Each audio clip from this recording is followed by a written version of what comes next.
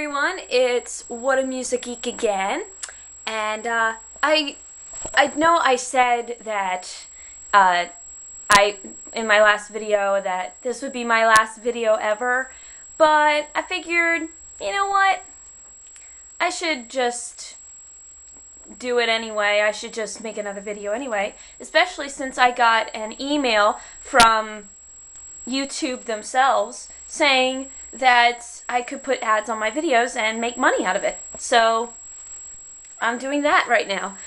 Today I'm going to be talking about the premieres of TV shows from the last couple weeks. I've seen quite a few new shows, including How to Be a Gentleman and Two Broke Girls and Playboy Club. And I figured, why not do a review on that? Especially to tell you what's going on and bring you up to date of what is going on with TV shows, since I love TV sometimes. That came out wrong. Anyway, first show I saw was Two Broke Girls on CBS. It comes on Monday nights at 8:30.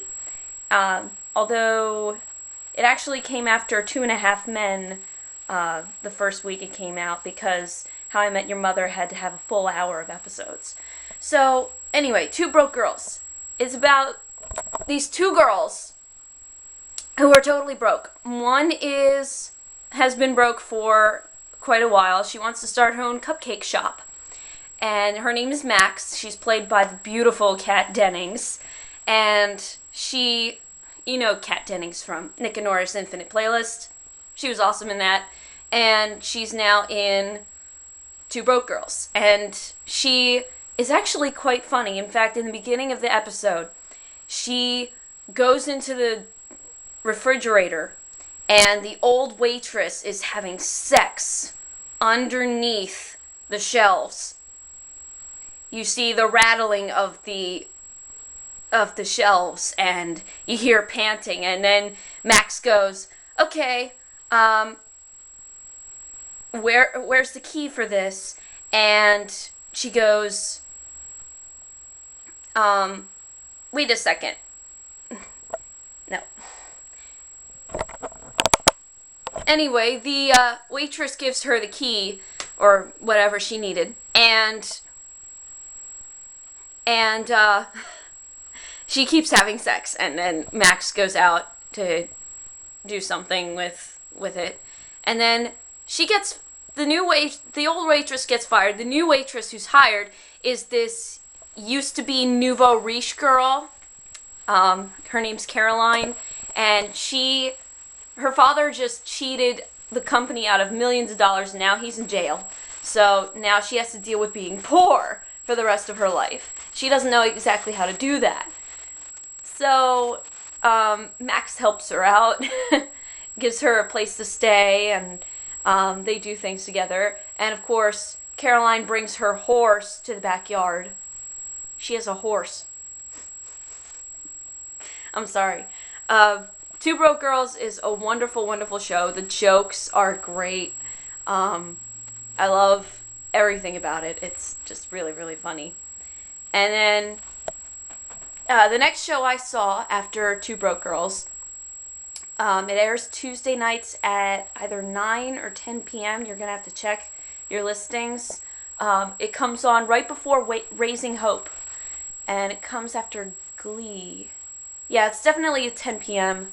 Comes right before Raising Hope and right after Glee, and it's called New Girl. Now, from what I heard, New Girl got a total of 10 million views the first night it aired on the pilot episode, and it's doing really, really well. It stars Zooey Deschanel as a dorky girl. Zooey Deschanel is the girl from She and Him. It's one of my favorite bands, and she's also in a whole bunch of movies like Elf, 500 Days of Summer, which I love, and Failure to Launch, Your Highness. She's been in a lot of stuff. And she's a dorky girl who just got dumped by this jerk of a boyfriend. Her boyfriend is so disgusting. I hate him. And she rooms with three other guys who are trying to help her get over her breakup. And of course, the three guys are actually pretty funny. And one of them is actually a total, I don't know if I should say this on TV, online. He's a total douchebag. He has a douchebag jar, and whatever he says, he puts money in the jar. And the other guys are pretty cool. They're trying to help her. She and her best friend is a model, so they love that. And New Girl is just a wonderful show. The only thing I would change is the guys, the three guys she lives with. I feel like they could have done a better job with that. Then the next week I saw Playboy Club. I know this is a complete jump. I didn't get to see it before. It comes on at 9 p.m. on NBC. By the way, New Girl comes on 10 p.m. on Fox, the channel that has Glee on it. But Playboy Club comes on Monday nights at 9 on NBC. And I actually found out about this show before it even aired. Because as soon as I heard about it on Facebook, I decided to tell my best friend Carenza, because she loves pinup stuff. She loves the whole Betty Page thing. And she's also into Playboy bunnies. She's totally into it. In fact, she dressed up as a Playboy bunny last year for Halloween. It was actually a joke. Playboy bunny Barbie.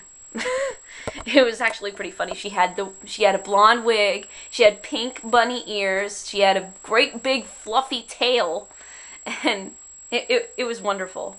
And she loved dressing up as that. That was fun.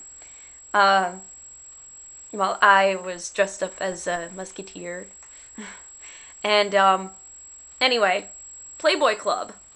It takes you back to the 1960s, during the time of the Temptations or whatever, time of the Beatles and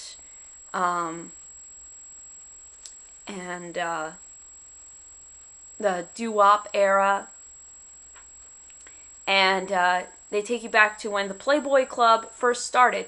Before the Playboy Mansion, there was the Playboy Club. And if you were a key holder, you got into the club and you got to see lots of acts, and you also got to chat with the waitresses who were the Playboy bunnies. Playboy bunnies were waitresses. And apparently there's this whole espionage thing that goes on. It's a drama. And what happens is one of the Playboy bunnies gets into a crime. She kills off a key holder who's actually in the mafia. Apparently the mafia was still around. He was a gangster.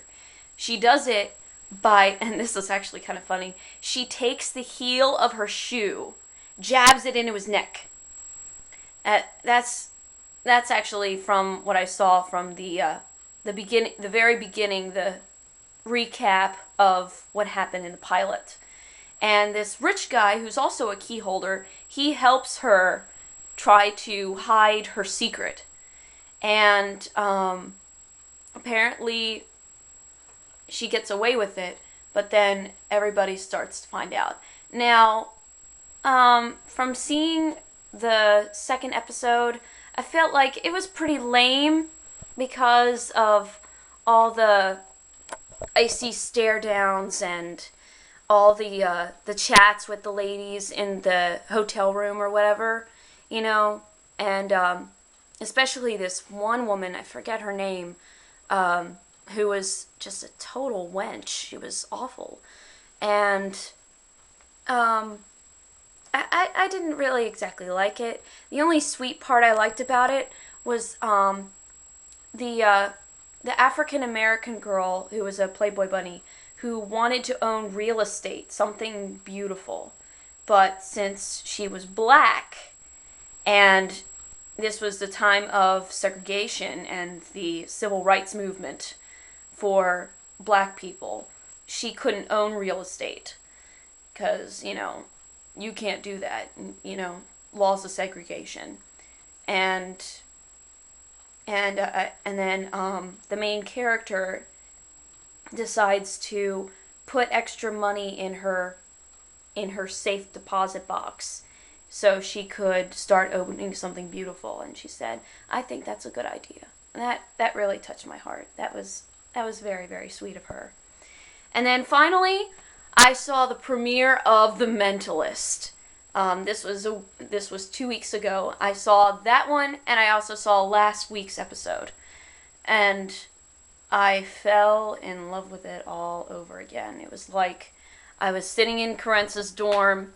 Karenza's my best friend, aka Can Wench, if you look her up. I used to go up to her dorm on Thursday nights and watch The Mentalist with her while eating dark chocolate. It was phenomenal. So, nothing but mind games. It was just unbelievable. I kept playing with my brain. I was wondering, did he really kill Red John? Was he really the guy? I don't know. And I'm still puzzled by that. So, keep watching The Mentalist. It's still going to get good. It's going to get better. If you haven't watched it before, you will love it even more now. You'll catch on to it. So, until then, that's the wrap up of all the TV shows that you've seen and that I've seen, and I hope you tune in sometime. Till then, I'll see you later. Rock on.